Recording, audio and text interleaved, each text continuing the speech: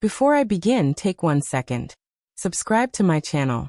Because stories like this don't just entertain you, they stay with you. The strangest thing about my story isn't the betrayal. It isn't the lies.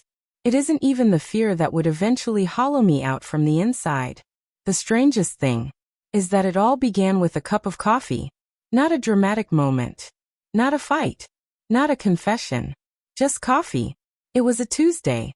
One of those deceptively quiet days that pretend to be ordinary while secretly rearranging your life. Autumn sunlight poured through our kitchen window, the soft, golden kind that only exists for a few weeks each year.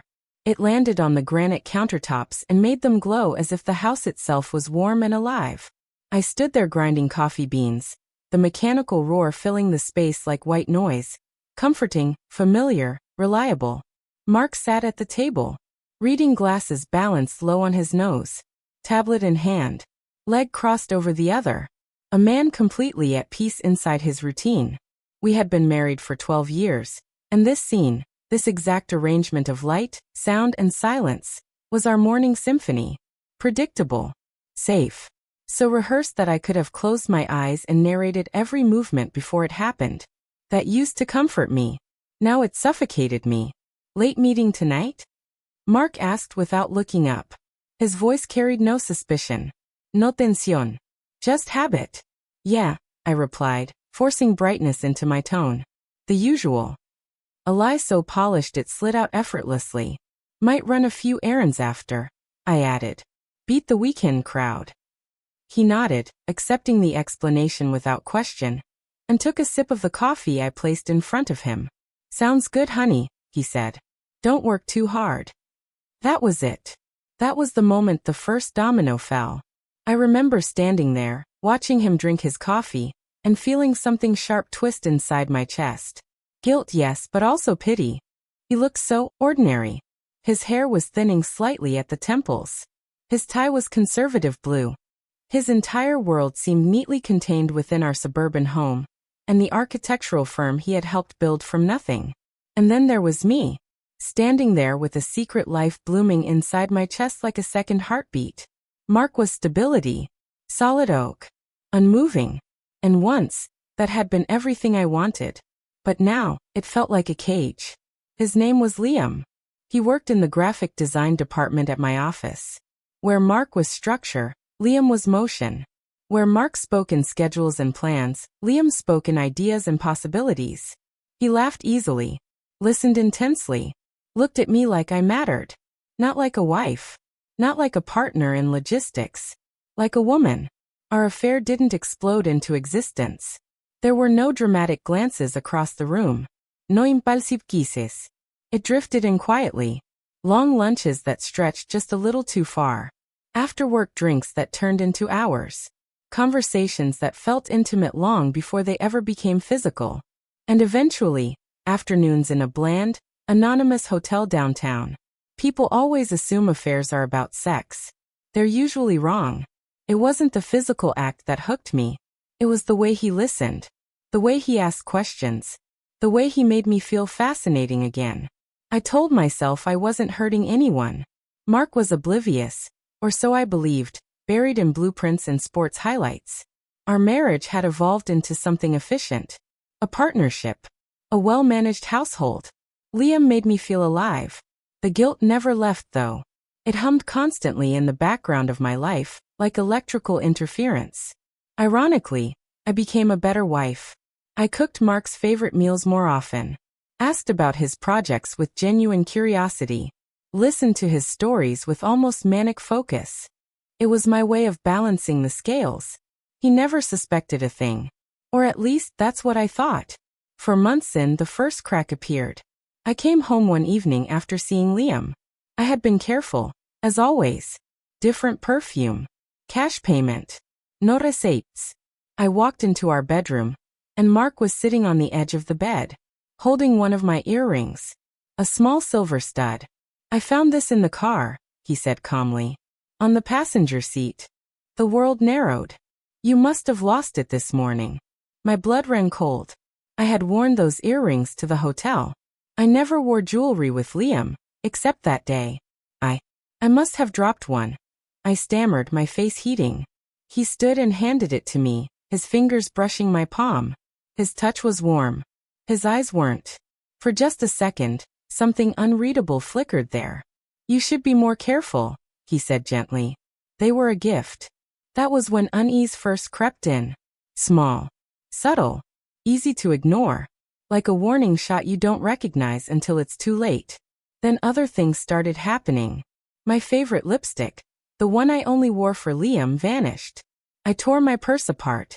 Searched every drawer. Checked every surface. Gone. Mark helped me look, genuinely concerned. A week later, it reappeared. In the very first place I had searched. Then came the emails. Reservation confirmations for places I'd never heard of. Weekend getaways I hadn't booked. When I called to cancel, customer service told me the bookings were made from my email account. I changed my password. Mark shook his head sympathetically. The world's full of weirdos, Julia, he said. Just be careful. And then, the flowers arrived. Mark was out playing golf. I was home alone, wrapped in a quiet anxiety that had become my constant companion. The doorbell rang. A delivery man stood there holding an enormous bouquet of white lilies. My heart slammed into my throat. Liam knew they were my favorite. This was reckless. Dangerous. I searched desperately for a card. There was none. I texted Liam immediately. Did you send flowers? You can't do that. His reply came instantly. What? No. Of course not. Are you crazy? I stood in the hallway staring at the flowers. They smelled innocent. They felt like an accusation. When Mark came home, he noticed them right away. Wow, he said, leaning in. Those are beautiful. Who are they from? I don't know, I said. There was no card. He smiled. A secret admirer, he said lightly. Well, they have excellent taste. He kissed my forehead and walked upstairs. But the look in his eyes, it wasn't jealousy. It was something else. Something knowing. That night, lying beside him, I stared at the ceiling and realized something terrifying. The affair wasn't unraveling. It was being taken apart. Carefully. Methodically. By someone who understood construction better than anyone else. And I was still too blind. Too arrogant. To see that the hunter had already turned me into prey. The silence in the house when I returned that night felt unnatural. Not quiet. Expectant. I unlocked the door with trembling hands, half prepared for chaos, shouting confrontation. The sound of a marriage finally collapsing under its own weight. Instead, I was greeted by stillness. The lights were on. The living room was neat. Too neat. Mark sat on the couch, reading. Not pretending to read. Actually reading. As if this were just another ordinary evening. You're back early, he said gently, not looking up. My mouth opened. No sound came out. I thought conferences usually run late, he added, turning a page. I wasn't feeling well. I managed. Left early. He nodded. Accepted it. Just like he always had. I stood there, my coat still on, heart pounding so hard I could feel it in my throat. I was waiting for the explosion. It never came. How was your day? He asked. It was such a normal question that it almost broke me. Fine. I whispered. Good, he said. Dinner's in the oven. That night, we slept side by side. I don't remember falling asleep. I only remember lying there, eyes wide open, listening to his breathing and wondering how long he'd been awake. The next morning, the kitchen smelled like coffee again. The same autumn light. The same countertops glowing. The same morning symphony. Except now every note felt wrong. Mark was humming softly as he poured milk into his cup. You seem tired, he said. Bad night. I nodded. He reached across the counter and squeezed my hand. Take it easy today, he said. You've been under a lot of stress. Stress. That was his word for it. Not guilt. Not betrayal. Not fear. Just stress. That's when I realized something far more horrifying than anger. Mark wasn't reacting. He was managing. I tried to end things with Liam that afternoon. Tried but failed. We met in a small cafe near the office, the kind with exposed brick and soft music. My hands shook so badly I spilled sugar on the table. Something's wrong, he said immediately. You've been off for weeks. He knows, I whispered. Liam frowned. Who knows? My husband. He laughed, but it was nervous. No, he doesn't. He does, I said. He's been playing with me. Liam leaned back, crossing his arms. Julia, you're paranoid. That word again. Paranoid. I can't do this anymore, I said. It's over. For the first time since I'd met him, Liam looked afraid. You can't just walk away, he said. After everything. I can, I said. I have to. He reached for my hand. I pulled away. And just like that, the affair ended. Not with drama. With fear. That evening, Mark surprised me with tickets to a weekend getaway. A cabin. Remote. Quiet. The same cabin from the phantom email confirmation. I thought we could use some time away, he said. Just us. My stomach dropped. You booked this? I asked carefully. Yes, he replied. Didn't I tell you?